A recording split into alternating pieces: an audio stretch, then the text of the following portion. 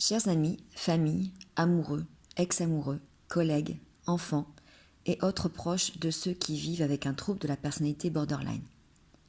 Vous vous sentez certainement frustré, impuissant, prêt à laisser tomber. Ce n'est pas votre faute. Vous n'êtes pas la cause de notre souffrance. Vous pourriez avoir du mal à le croire tant nous nous déchaînons sur vous, tant nous pouvons nous montrer affectueux, gentils, puis défiants et cruels d'un instant à l'autre, parfois jusqu'à vous maudire. Mais ce n'est pas votre faute. Vous méritez d'en savoir plus sur ce trouble et sur ce que nous aimerions pouvoir vous dire sans encore y parvenir. Il est possible que quelque chose que vous ayez dit ou fait ait déclenché une crise chez nous. Un tel déclencheur, appelé parfois trigger, peut faire ressurgir chez nous un événement traumatisant du passé ou des pensées très douloureuses. Aussi bienveillants soient-ils, vos efforts ne sont pas toujours payants, et il n'est pas toujours facile de savoir pourquoi une crise se déclenche. Le fonctionnement du cerveau est très complexe. Une chanson, un son, une odeur ou de simples mots peuvent rapidement activer des connexions neuronales qui nous ramènent à une situation où nous n'étions pas en sécurité et à une réaction à la hauteur de cette insécurité. Pensez aux militaires ayant fait la guerre. De simples feux d'artifice peuvent leur provoquer des flashbacks. C'est ce qu'on appelle le syndrome de stress post-traumatique et ça nous arrive à nous aussi. Mais s'il vous plaît, sachez qu'à chaque fois que nous vous repoussons avec nos paroles ou nos comportements, nous sommes terrifiés à l'idée que vous puissiez nous rejeter ou nous abandonner à notre désespoir.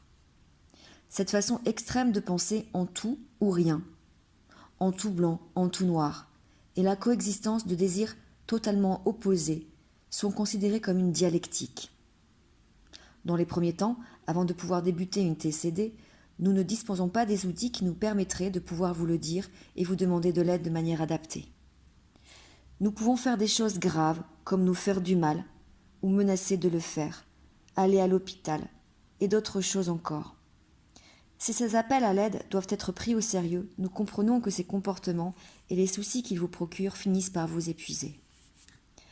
S'il vous plaît, croyez-le, avec l'aide de professionnels, et malgré tout ce que vous avez pu entendre ou croire, nous pouvons aller mieux, et nous irons mieux. Ces épisodes peuvent s'espacer et devenir moins nombreux. Nous pouvons avoir de longues périodes de stabilité et mieux réguler nos émotions. Parfois, la meilleure chose à faire, si vous parvenez à surmonter la frustration et les blessures, c'est de nous prendre dans vos bras, de nous dire que vous nous aimez et que vous ne nous laisserez pas tomber. L'un des symptômes du trouble de la personnalité borderline est une peur intense d'être abandonné ou rejeté. En conséquence, nous adoptons parfois, et souvent de manière inconsciente, des comportements extrêmes dans le but d'empêcher ça. C'est la perception de l'imminence de cet abandon qui nous pousse à agir de manière disproportionnée. Un autre phénomène qui peut vous déconcerter est cette apparente inaptitude à maintenir nos relations amicales et surtout amoureuses.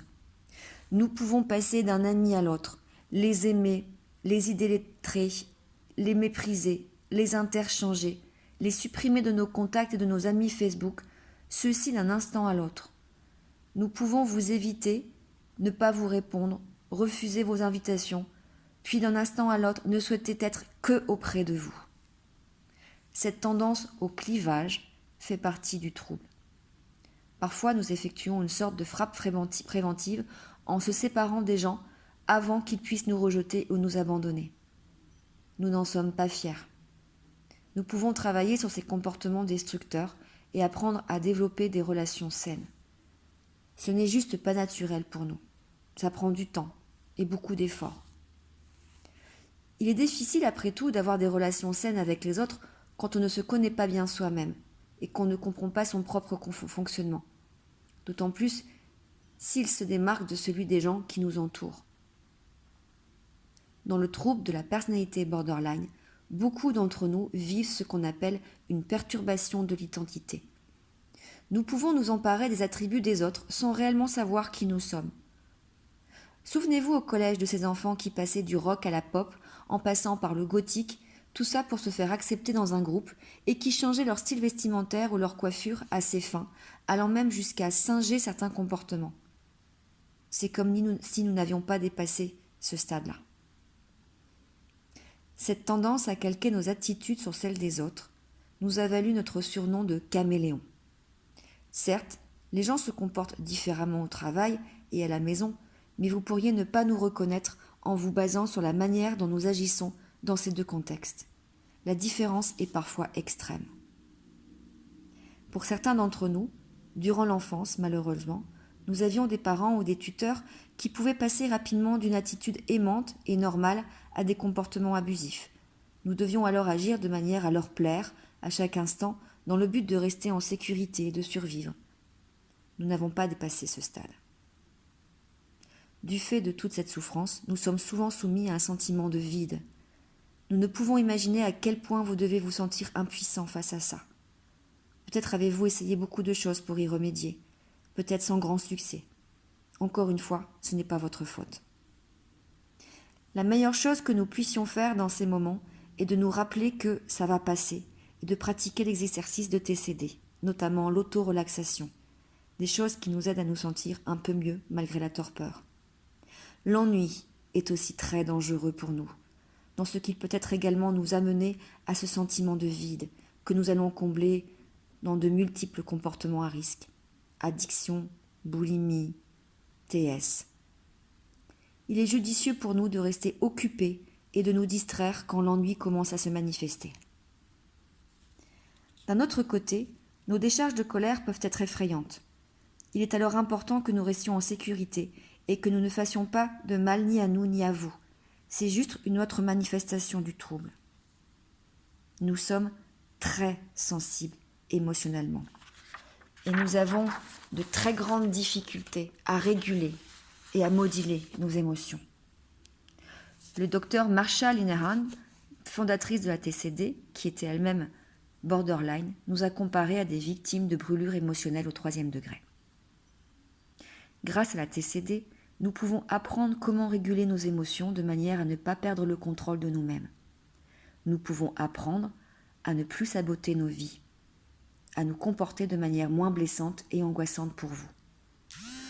Autre chose que vous avez pu remarquer dans nos yeux, c'est ce regard hagard, ce que l'on appelle la dissociation. Nous nous déconnectons alors littéralement, nos pensées partent ailleurs, nos cerveaux cherchent alors à nous protéger de traumatismes supplémentaires. Nous pouvons acquérir certains outils par l'apprentissage et les appliquer lors de ces épisodes. Mais qu'en est-il de vous ? Si vous avez décidé de puiser dans vos forces et de rester auprès de votre proche borderline, vous aurez probablement besoin d'aide, et voici quelques conseils. Souvenez-vous que les comportements de cette personne ne sont pas de votre faute. Puisez dans vos compassions envers lui en gardant à l'esprit que son comportement est probablement une réaction intense à sa souffrance. Prenez soin de vous. De nombreux livres, cahiers d'exercices, CD contiennent des informations. De plus, en plus de vous informer sur le trouble et de prendre soin de vous, veillez à vous distraire et vous relaxer. Il peut s'agir d'une simple promenade, de voir un film drôle, de manger un bon repas, etc. Posez des questions. Il existe beaucoup d'idées reçues sur le trouble borderline. Souvenez-vous que vos paroles, votre amour et votre soutien l'aideront énormément à progresser, même si les résultats ne sont pas toujours immédiats. Toutes les situations décrites ne correspondent pas à toutes les personnes avec le trouble borderline. Il suffit d'avoir 5 symptômes sur les 9 pour valider le diagnostic et les combinaisons de ceux qui en ont entre 5 et 9 sont apparemment infinies. Cette lettre vise donc juste à vous donner une idée de la souffrance et des pensées que peuvent avoir ceux qui vivent avec un trouble de la personnalité borderline. Merci de m'avoir lu.